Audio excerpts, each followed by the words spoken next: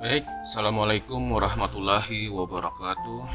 Kembali lagi bersama aku di channel Erhas ya. Dan kali ini materinya adalah tentang interaksi dan kerjasama antar negara-negara ASEAN. Ini sebenarnya lanjutan materi yang kemarin kita sudah bahas. Dan ini adalah materi IPS kelas 8 semester ganjil ya, semester satunya. Baik, langsung aja kita masuk ke dalam materi ya. Yang pertama ini adalah negara-negara ASEAN yang tergabung, maksudnya negara-negara di regional Asia Tenggara yang tergabung dalam organisasi ASEAN ya. Itu total ada 10 negara termasuk negara kita Indonesia. Nah sekarang perhatikan gambar berikut ini. Kira-kira ini gambar apa ya? Kalau sepintas ya ini benar gambar orang sedang gotong royong membersihkan sebuah kali atau sungai itu, atau ya semacam saluran irigasi lah.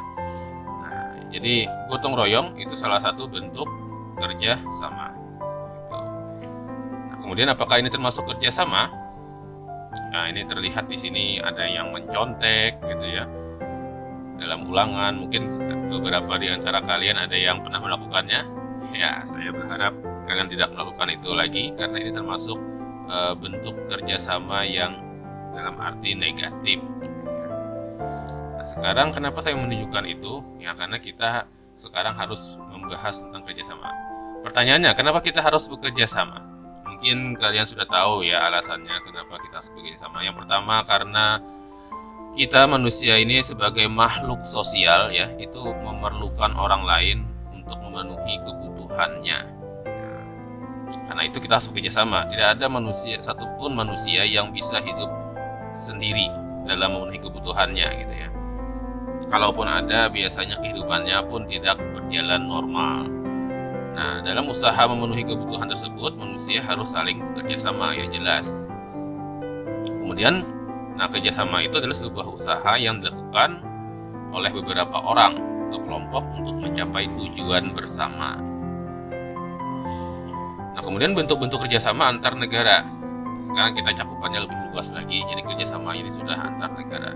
Itu bentuk kerjasamanya setidaknya ada 3 ya. Yang pertama kerjasama bilateral, kerjasama multilateral, dan kerjasama regional. Kerjasama bilateral itu kerjasama yang melibatkan 2 negara. Ya, 2 negara. Misalnya Indonesia dengan Malaysia, Indonesia dengan Singapura. Ya, cuma 2 negara itu kerjasama bilateral. Sementara kerjasama regional itu lebih ke arah kerjasama yang melibatkan 2 negara atau lebih, tapi masih dalam satu kawasan. Contohnya Indonesia Malaysia, karena itu kerjasamanya masih dalam satu kawasan regional yaitu Asia Tenggara. Itu disebut dengan kerjasama regional. Atau 3 negara, Indonesia, Malaysia, Singapura misalnya, itu regional juga. Sementara kerjasama multilateral itu kerjasama yang sifatnya lebih luas lagi. Ini skala internasional ya, tidak terkungkung dalam satu regional, dia lebih luas lagi. Itu. Nah, ini penjelasan secara ringkasnya lagi ya. Itu kerjasama bilateral adalah bentuk kerjasama ekonomi yang dilakukan antara 2 negara. Hanya 2 negara ya. Itu contohnya Indonesia dengan Malaysia. Kemudian kerjasama regional ini bentuk kerjasama yang dilakukan oleh negara dalam satu wilayah. Contohnya ASEAN, MEE, atau NAFTA. Oke.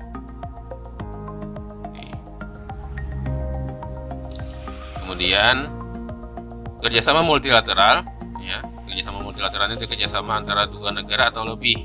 Nah, ini sifatnya bisa dalam satu kawasan atau beda wilayah. Jadi bisa dalam satu wilayah atau beda, artinya cakupannya lebih luas, bisa aja di luar satu wilayah gitu. Nah, contohnya adalah OPEC. OPEC itu organisasi yang skalanya sudah dunia ya. Nah, dan itu kerjasamanya biasanya dalam satu bidang aja. Kalau OPEC itu kan bidang negara-negara yang memiliki kesamaan sumber daya alam, dalam hal ini minyak bumi gitu. Nah, itu mereka seluruh dunia gabung dalam satu organisasi yang disebut dengan OPEC. Nah, kemudian bentuk kerjasama antar negara ASEAN di berbagai bidang. Nah, ini saya contohkan beberapa gambar, di antaranya industri ya, industri otomotif, itu kemudian Dan tapi di satu sisi ada juga yang kena PHK, pemutusan hubungan kerja. Jadi ini suatu kontradiksi sih gambarannya. Sebenarnya apa yang ingin saya sampaikan di sini ya? Yang pertama di sini adalah adanya APTA.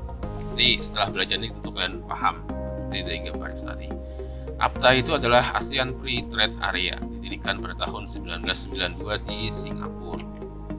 Nah, awalnya hanya beranggotakan Thailand, Indonesia, Malaysia, Brunei, Filipina, dan Singapura. Nah, kemudian APTA berharap ASEAN menjadi basis produksi dunia dengan cara menghapus bea masuk 0,5%. Nah, APTA ini sendiri itu adalah area perdagangan bebas Asia Tenggara. Jadi Asia Tenggara ini sudah menjadi kawasan perdagangan bebas ya, karena sudah ada perjanjian yang disebut dengan APTA ini tadi.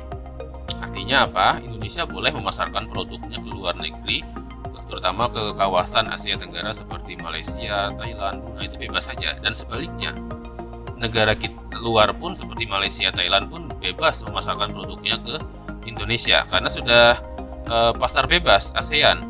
Nah, keuntungan yang kita dapat adalah ada banyak sekali pilihan barang yang beredar di negara kita. Dan kemudian barang-barang produksi kita pun juga pemasarannya akan lebih luas karena bukan yang semula hanya di Indonesia dipasarkannya, tapi sekarang bisa keluar negeri ke negara-negara tetangga. Nah, itu keuntungan kita. Tapi kerugiannya adalah pun kita harus siap-siap bersaing dengan barang dari luar yang datang, yang diproduksi dari luar negeri. Kita harus siap bersaing dengan produksi dari Malaysia, kita harus siap bersaing dengan produk dari Thailand, dari Filipina, dan negara-negara lain. Artinya kita harus siap secara sumber daya manusia terlebih dahulu terutama ya untuk menyongsong APTA ini. Kemudian ada AEC, ASEAN Economic Community. Ini di Indonesia dikenal dengan nama Masyarakat Ekonomi ASEAN atau MEA. Ya, ini dibentuk pada bulan Oktober 2003 dalam sebuah KTT ASEAN di Bali. Kemudian baru diberlakukannya 1 Januari 2016. Nah, kenapa lama sekali dari 2003 ke 2016 baru dilaksanakan? Karena MEA ini sendiri ya atau AEC ini perlu persiapan yang cukup lama. Setiap negara itu beda kesiapannya, yaitu terutama Indonesia yang penduduknya lebih luas. Ini banyak yang harus dipersiapkan, terutama sumber daya manusianya, ya. Karena ini masyarakat ekonomi ASEAN, jelas di sini masyarakatnya yang harus disiapkan. Kita bakal kebanjiran tenaga kerja dari luar negeri. Begitu pula kita juga bebas mengirim masyarakat kita sebagai tenaga kerja ke luar negeri. Jadi seperti yang saya gambarkan tadi, ini efeknya adalah memperluas lapangan kerja. Tapi di sisi lain akan ada yang di PHK karena kalah bersaing dalam sumber daya manusianya. Jadi ini memang harus benar-benar dipersiapkan. Nah, ini dampak MEA bagi Indonesia. Dampak positifnya peningkatan kapasitas ekspor produk lokal ke mancanegara, kemudian mempermudah investor. Ya, akan banyak sekali investasi yang masuk, kemudian mendorong masyarakat untuk meningkatkan kualitas. Tapi sementara di sisi lain dampak negatifnya itu adanya eksploitasi sumber daya alamnya yang besar-besaran. Kemudian terancamnya posisi industri lokal kalau tidak bisa bersaing dengan kualitas produk luar negeri. Akan ada produk dalam negeri kita yang gulung tikar, bangkrut istilahnya karena kalah bersaing. Kemudian sulitnya mendapatkan pekerjaan karena harus bersaing dengan masyarakat luar. Nah, itulah beberapa dampak positif dan negatifnya. Dan tapi apapun itu, kita tidak bisa menghindar dari MEA ini karena memang sudah memasuki era itu. Nah, maka pendidikan adalah jawabannya untuk meningkatkan sumber daya manusia.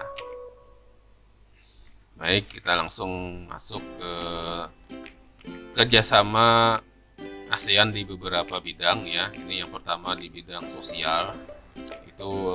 Ini lebih ke arah pembangunan sumber daya manusia atau kesejahteraan ya. Intinya kesejahteraan manusia di ASEAN, masyarakat ASEAN. Bagaimana caranya kesejahteraan golongan yang berpendapatan rendah itu bisa di-up lagi agar mendapatkan upah yang wajar. Ya. Nah, itu terus diusahakan sebagai bentuk kerjasama di bidang sosial. Nah, Kemudian di sektor ekonomi, adanya kerjasama ekspor dan impor yang lebih intens lagi, pembukaan pusat promosi ASEAN, dan yang tidak kalah penting adalah penyediaan cadangan pangan. Jadi ASEAN itu dia akan mewakili kawasan regional Asia Tenggara ya. Itu memang termasuk wilayah lumbung beras dunia. Karena itu Asia Tenggara termasuk penyedia cadangan pangan bukan hanya di kawasan Asia Tenggara itu sendiri, tapi juga dunia. Gitu. Kemudian sebagai kawasan perdagangan bebas, tadi sudah kita bahas di materi bagian APTA ya. Kemudian pendidikan, itu ada ASEAN Council of Teachers Convention atau ACT. Ini sebuah convention yang dihadiri para guru-guru di kawasan Asia Tenggara. Kemudian penawaran beasiswa pendidikan. Nah, jadi ada beasiswanya itu tidak hanya skala nasional saja, tapi kalian juga bisa bahkan kuliah atau sekolah sampai ke luar negeri seperti kuliah di Malaysia, Brunei, karena ada penawaran beasiswa pendidikan. Serta olimpiade di bidang pendidikan. Kemudian di bidang budaya, ini ada festival film ASEAN, serta ada SEA Games. SEA Games ini adalah pesta olahraga yang dilaksanakan 2 tahun sekali. Terakhir kemarin tahun 2019 di Filipina.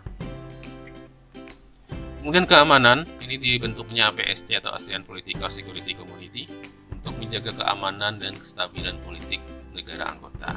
Kemudian yang tidak kalah penting adalah adanya Konvensi ASEAN tentang pemberantasan terorisme, dan ini penting sekali karena memang jaringan terorisme itu kadang lintas negara ya, jaringannya internasional. Nah, karena itu perlu ada sebuah kerjasama di keamanan dalam hal pemberantasan terorisme ini, karena terorisme bukan hanya menjadi masalah regional Asia Tenggara saja, tapi sudah mendunia sekarang. Nah, jadi memang perlu adanya kerjasama di bidang keamanan. Kemudian di politik itu yang paling kentara sekali terlihat di sini adalah penyelesaian sengketa Laut Cina Selatan. Ya, ini sebuah penyelesaian yang harus melibatkan kerjasama negara di kawasan Asia Tenggara ya, karena memang ada beberapa negara yang ikut atau terlibat dalam sengketa ini, termasuk negara kita Indonesia, di mana di Laut Cina Selatan itu ada wilayah kita yang diklaim oleh Cina sebagai wilayahnya, yaitu Kepulauan Natuna ya, sehingga Indonesia harus memperjuangkan wilayah itu. Kemudian ada juga terkait wilayah Vietnam juga di situ. Kemudian ada wilayah Jepang juga. Ada cukup banyak negara yang wilayahnya diklaim oleh Cina. Dalam hal ini Cina yang mengklaim Laut Cina Selatan itu sebagai miliknya, sehingga terjadi sengketa di sini. Nah, kemudian beberapa kerjasama di bidang keamanan, penanggulangan terorisme tadi sudah kita bahas. Nah, itu termasuk dalam politik ini. Baik, sebelum kita mengakhiri materi kali ini ada beberapa soal yang harus kalian jawab ya. Silahkan kalian jawab, tuliskan di lembar jawaban kalian dan nanti kirim ke saya via WhatsApp boleh atau email, langsung ke email saya. Ada 5 soal di sini. Ini yang pertama, silahkan kalian jawab. Nah, ini agak cepat aja, nanti kalian bisa pause sendiri ya di YouTube-nya. Kemudian ini soal yang kedua. Ya, ini soal yang kedua. Kemudian ini soal yang ketiga. Dan selanjutnya ini soal keempat. Oke. Dan yang terakhir ini soal yang kelima.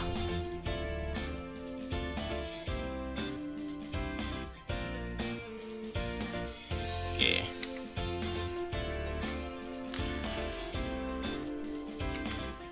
Baik, sampai di sini dulu kiranya pertemuan kita kali ini. Mohon maaf jika ada kekurangan. Silakan tuliskan kritik dan saran kalian di kolom komentar. Jangan lupa juga tuliskan nama lengkap kalian sebagai bentuk bukti kehadiran kalian. Kemudian jika ada pertanyaan silahkan tuliskan di kolom komentar juga, atau langsung tanyakan ke chat pribadi saya via WhatsApp. Sampai jumpa lagi di pertemuan selanjutnya. Jangan lupa like, share, subscribe jika kalian suka dengan video kali ini. Assalamualaikum warahmatullahi wabarakatuh.